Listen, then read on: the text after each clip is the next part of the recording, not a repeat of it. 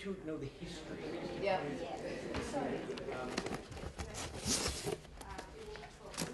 English? Thank you. Sure.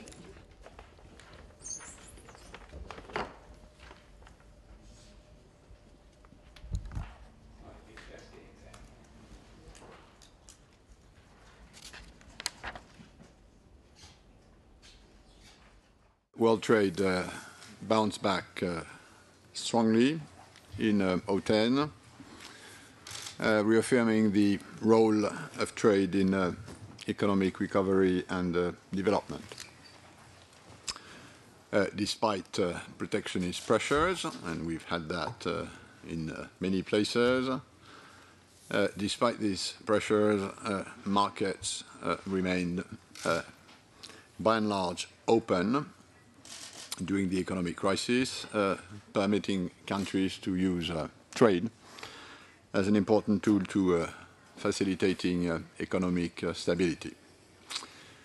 So only 1 year after falling by 12%, export volumes rebounded by 14.5%, which is the largest annual expansion on record.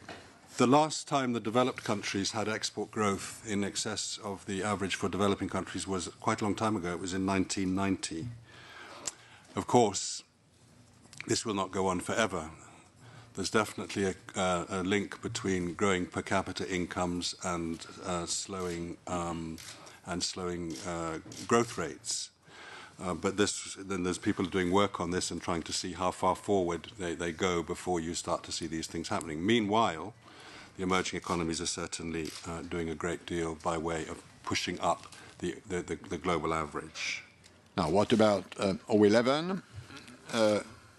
We expect further increase in the volume of trade for this year of around 6.5%, which is slightly above the long-term average of 6%, and indicates that trade growth is stabilizing at levels which are both more conventional and more sustainable. Although the 2010 expansion was strong enough to bring the volume of trade back to its pre-crisis peak of 2008, a large gap, of course, remains between where we are now and where we would have been if the crisis had not happened, and this gap is likely to persist for some time. We also, as you know, have sharply rising commodity prices, which may create further uncertainty. Beyond the social problems that such prices volatility generates, and particularly for food prices, there will doubtless be an impact as well on trade, and this, of course, may necessitate us to revisit our projections as usual as the year progresses.